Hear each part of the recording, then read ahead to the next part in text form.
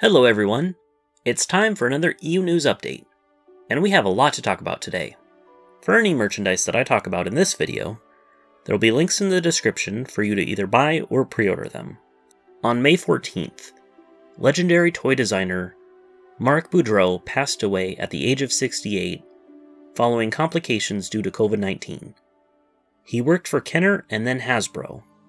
He was best known for his work on Star Wars, Batman, Marvel, Transformers, Real Ghostbusters, and Jurassic Park. The Kenner designers pioneered the 3.75-inch figure size so that the action figures could be put inside vehicles. Marc was assigned to design the original Millennium Falcon playset.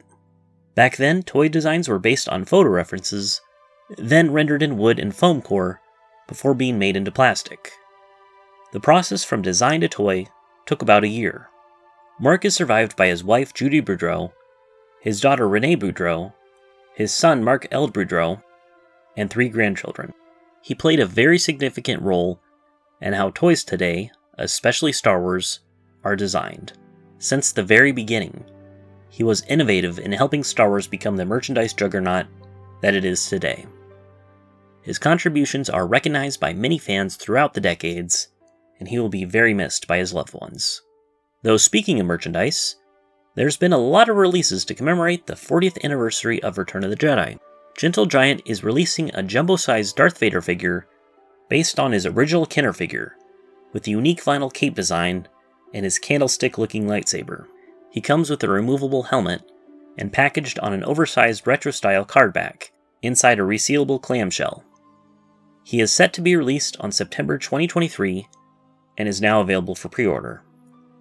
Also based on the 40th anniversary of Return of the Jedi is the Amazon exclusive Funko Pop of Admiral Ackbar, depicting his appearance in his command chair, helping defeat the Empire in a climactic battle above the forest moon of Endor. He is now available for pre-order and will be released on June 21st. For book news, on May 23rd, Wave 6 of the Essential Legends collection has been released. Yoda Dark Rendezvous, Republic Commando Hard Contact, and Dawn of the Jedi Into the Void are now part of the Essential Legends collection format, with new cover art. I especially like the new Republic Commando cover. But unfortunately, I think we've been spoiled by previous waves, because once again, this wave will unfortunately not include an unabridged audiobook release, which is really sad because for many fans, getting brand new complete audiobooks for older stories is the most exciting part of these re-releases. Now that we're not getting any new ones, fans are really speaking up about it. Hopefully the next few waves will rectify this. On May 30th, Star Wars Legends Epic Collection, the original Marvel Years Volume 6, was released. The classic Marvel era of Star Wars concludes. In the aftermath of Return of the Jedi, the heroes of the rebellion face new challenges and new dangers. Leia must choose between joining a New Republic government or continuing as a warrior for peace. Han Solo and Lando Calrissian find themselves in a tough spot when Chewbacca's family is threatened. Luke Skywalker is haunted by thoughts of his dead father, Darth Vader, as he faces another Dark Lord and a new foe, the Dark Lady Lumaya. The Ewoks go to war, the Nagai attack, and it all culminates in a multi-pronged invasion of the planet Zeltros. This book collects issues 89 through 107 of the original Marvel run, and of course, the legendary issue 108 to wrap it all up.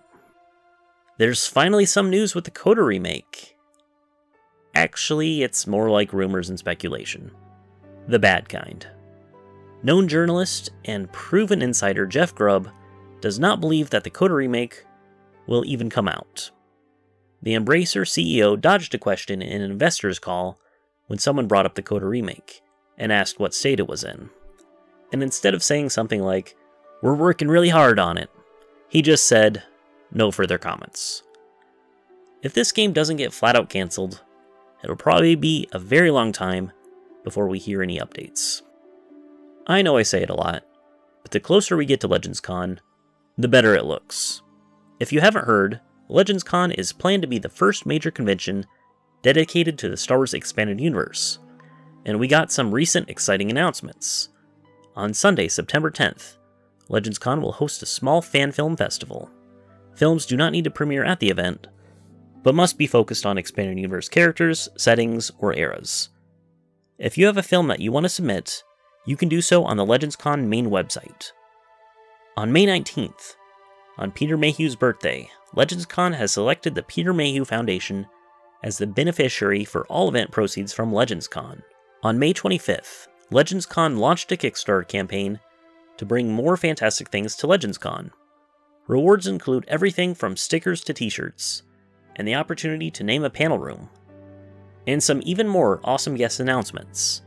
Abel G. Pena, an author who has written several articles for Star Wars Insider, Star Wars Gamers, StarWars.com, Star Wars the Role-Playing Game, and more. He's known for referencing very obscure stories in his work. He's a master of continuity, and has always been very involved within the fandom. And the great Matthew Stover, who has written Shatterpoint, the Revenge of the Sith novelization, Traitor, and Luke Skywalker and the Shadows of Mindor. He's one of my personal favorite Star Wars authors, and he will be available to meet with fans, sign autographs, and appear on panels all weekend.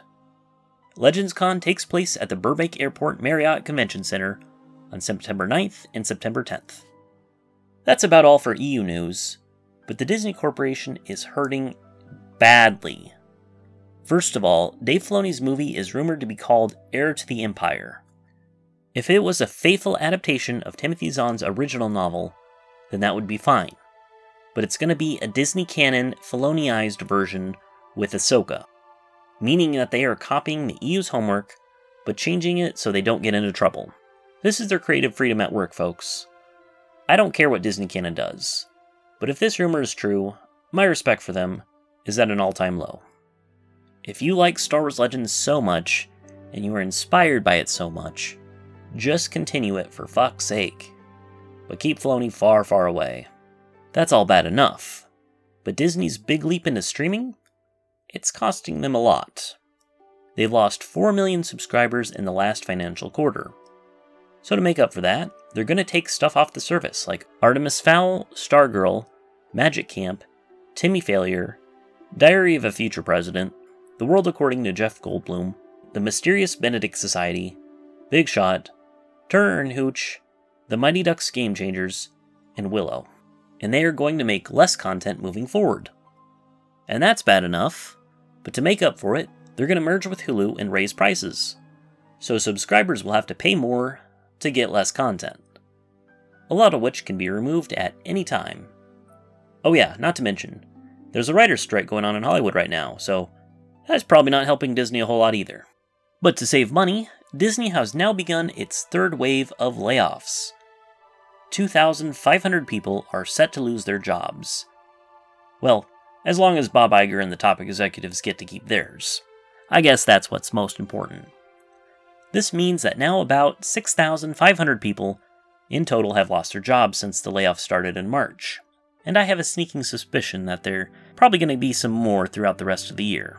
They were going to build a new office complex in Orlando, but that ended up getting scrapped too. And another one of their big scrap projects, I am more than happy to announce that the god-awful, overpriced, so-called Star Wars Hotel is going to be shut down. Every part of this project sounded like a bad idea from the beginning. Most of all was its ridiculous price tag of $5,000 to $6,000 for a 2-night stay. And everyone rightly mocked this expensive attraction, except for the shills who got to go there for free. Even Disney can only stand to lose so much money. So this hotel is going to be shut down in September. And finally, the new Indiana Jones movie is apparently terrible. Oh my god, who could have guessed? Will it make money? Maybe. I don't care. It's not made by George Lucas or Steven Spielberg, so I'm not going to watch it. But what do you all think? Let me know in the comments below.